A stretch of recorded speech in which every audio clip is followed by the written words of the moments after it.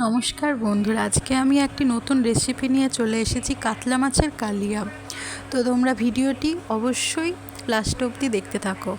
তো প্রথমেই দেখতে পাচ্ছ আমরা মাছটাকে ভালো করে নুন হলুদ দিয়ে মাখিয়ে নিয়েছি এবং আরেকটি পাত্রে আলুটাকেও আমরা নুন হলুদ দিয়ে মাখিয়ে নিলাম।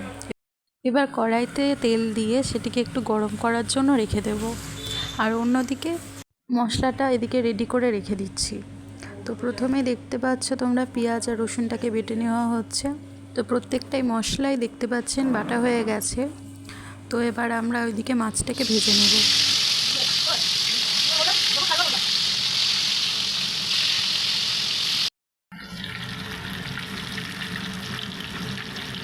তো মাছটা ভাজা হয়ে গেছে, একটি পাত্রে তুলে রেখে দিয়েছি। তো এবার একে একে আলুগুলো ভেজে নেব। এবার আলুটাকে তুলে রাখার পর ওই একই তেলে একে একে তেজপাতা, লবঙ্গ, দারচিনি, এলাচ দিয়ে ফোড়ন দিয়ে নেব এবং এটা একটু ভাজা হয়ে গেলে তারপরে আমরা পেঁয়াজগুলো দিয়ে দেব। পেঁয়াজগুলো দিয়ে একটু নাড়াচাড়া করে নেব। পেঁয়াজটা একটু ভাজা হয়ে গেলে তার মধ্যে দিয়ে দেব পেঁয়াজ এবং রসুন বাটা, আদা বাটা, টুকরো করে রাখা টমেটো, শুকনো লঙ্কা বাটা, জিরে বাটা এবং হলুদ দিয়ে ভালোভাবে নাড়াচাড়া করে নেব মশলাটাকে। মাছের ঝোলে দেওয়ার জন্য অন্য একটি পাত্রে জল গরম করতে দিয়ে দিয়েছি। এদিকে মশলাটা ভালো করে কষানো হয়ে গেছে, দেখতেই পাচ্ছেন তেল ছাড়তে লেগে গেছে। এবার গরম করে রাখা জলটা দিয়ে দেব। জলটা একটু গরম করে দিলে রান্নার টেস্টটাও ভালো আসে।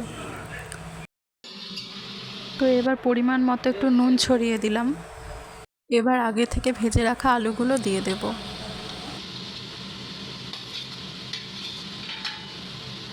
তো আলুটা এখন একটু সেদ্ধ হবে।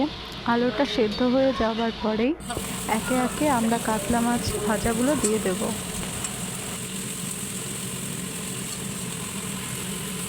তো আমাদের কাতলা মাছের কালিয়া রেডি হয়ে গেছে। এবার আমরা ওটি একটি পাত্রে নামিয়ে রেখে দেব।